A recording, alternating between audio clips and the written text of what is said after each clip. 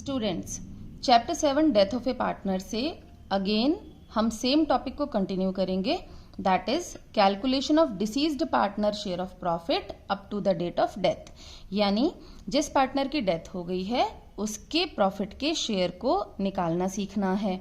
इसके दो बेसिस हैं, that is on the basis of time and on the basis of sales. Okay, on the basis of time हम discuss कर चुके हैं, अब हम डिस्कस करते हैं on the basis of sales. That means we will calculate the deceased partner share of profit up to the date of death on the basis of sales. चलो ध्यान से सुनना। On the basis of sales के लिए आपको कुछ information जो question में गिवन होगी उसको लेकर हम अपने स्टेप्स याद रखेंगे। ठीक है, फर्स्ट स्टेप क्या होगा, that is first of all we have to calculate rate of profit to sales. We have to calculate rate of profit to sales. हमें क्वेश्चन में प्रॉफिट और सेल्स प्रीवियस ईयर का गिवन होगा। हमें क्या करना है, previous year profit upon previous year sales multiply by 100। तो हमें क्या निकल के आएगा क्वेश्चन में, rate of profit to sales. क्योंकि वेरी ऑब्वियस ना कुछ बेस लेना है, ध्यान रखना है, जैसे लास्ट वीडियो में बताया था। तो हम लास्ट ईयर का प्रॉफिट ले रहे हैं, लास्ट ईयर की सेल्स ले रहे हैं और उन सेल्स पर कितना प्रॉफिट हुआ था उसकी परसेंटेज। तो पहला स्टेप क्या है, ध्यान रखो, again rate of profit to sales निकालना है। कैसे निकलेगा, लास्ट या previous year profit upon previous year sales into 100। Question में गिवन होगा ये। आगे चलो, अब स्टेप 2 में क्या करोगे, स्टेप 2 में जो हमसे पूछा गया है, जो हमें टॉपिक हम सीख रहे हैं, that is calculation of deceased partner share of profit. कैसे निकलेगा, sale till the date of death. हम सेल्स के बेस पे निकाल रहे हैं ना, तो हमें सेल्स लेनी है till the date of death. मतलब अगर 1 अप्रैल से फाइनेंशियल ईयर स्टार्ट है और उसकी डेथ 30 सितंबर तक हो रही है, तो इस पर्टिकुलर बीच की सेल्स, ठीक है, वो ये वाली सेल्स नहीं है कहीं यहां से उठा लो लास्ट ईयर की, नहीं, क्वेश्चन में गिवन होंगी। इसे कहा जाता है इंटरवेनिंग पीरियड। कौन सा पीरियड, इंटरवेनिंग पीरियड वो होता है जो फाइनेंशियल ईयर स्टार्ट हुआ और जब तक जिस पार्टनर की डेथ हुई है वो फर्म में था, उस पर्टिकुलर टाइम को कहा जाता है इंटरवेनिंग पीरियड।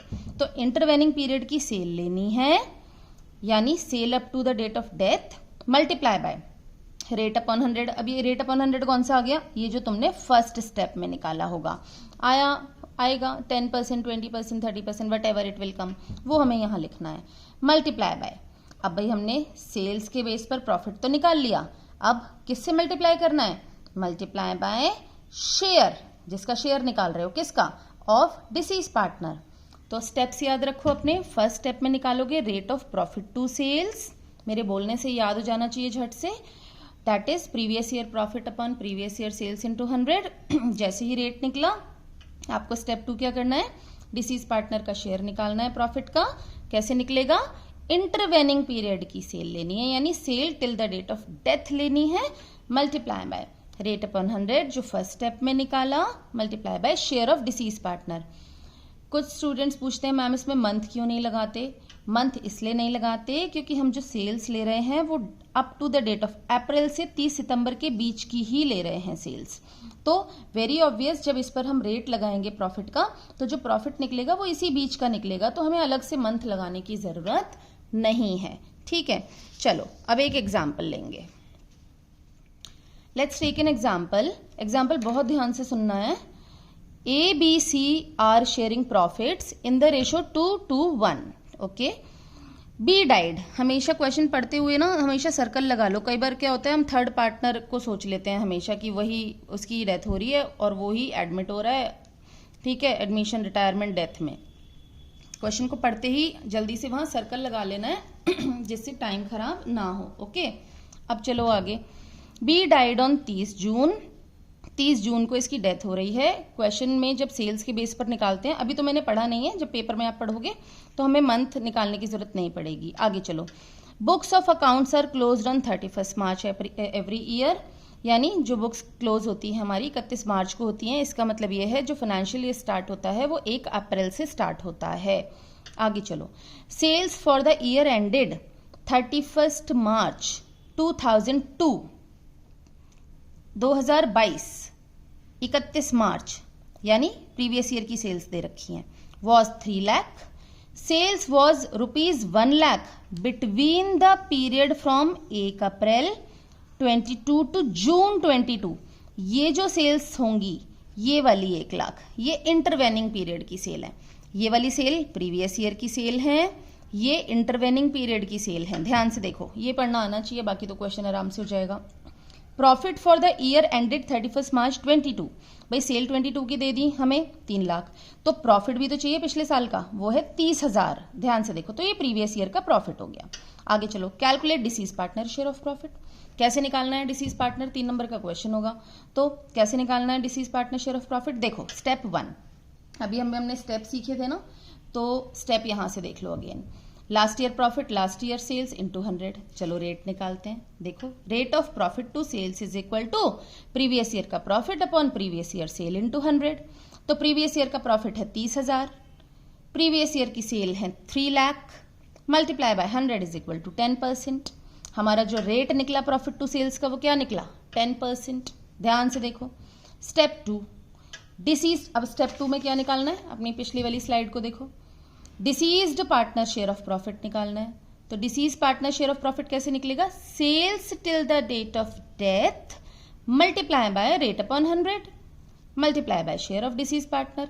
तो sales till the date of या sales up to the date of death कौन सी थी, अभी भी मार्क किया था 1 लाख, जल्दी से 1 लाख लिख दो, ठीक है। मल्टीप्लाई बाय जो रेट हमने क्वेश्चन में से निकाला, मल्टीप्लाई बाय ये क्या है, शेयर ऑफ डिसीज पार्टनर, कहां से आया, जिसकी डेथ हो रही थी।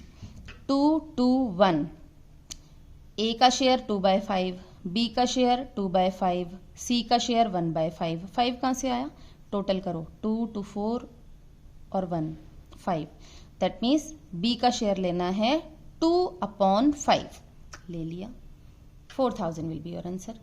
Now journal entry. Journal entry हमने पिछली वीडियो में भी देखी थी। जर्नल एंट्री कैसे बनेगी, that is P&L suspense account debit. मैं कर देती हूं यहां पर एंट्री, ध्यान से देखो, प्रॉफिट एंड लॉस, ध्यान से देखो, suspense account debit to deceased partner share, deceased partner capital account, that is deceased कौन था यहां पर, बी था, तो बीज कैपिटल अकाउंट। और कितना हमारा अमाउंट आया था, 4000 you have to write like this, fine. Journal entry के लिए, प्रॉपर जर्नल एंट्री के लिए मैं भी नेक्स्ट वीडियो प्रिपेयर करती हूँ, आप उसे देखना, ठीक है। क्योंकि जर्नल एंट्री जो सीखनी है वो सिंपल इस केस में P&L सस्पेंस से होगी। अदरवाइज देयर आर 2 केसेस कि जब प्रॉफिट शेयरिंग रेशो चेंज होती है, प्रॉफिट शेयरिंग रेशो चेंज नहीं होती है, तो उसके लिए नेक्स्ट वीडियो देखनी है, ठीक है। तो बहुत अच्छे से इस टॉपिक को समझ के अपनी बुक से अभी आपको एटलीस्ट 5 क्वेश्चंस करने हैं, देन आपका ये टॉपिक हमेशा के लिए क्लियर हो जाएगा, ठीक है। बहुत अच्छे से पढ़ो एंड लेट मी नो कि आपने किया या नहीं।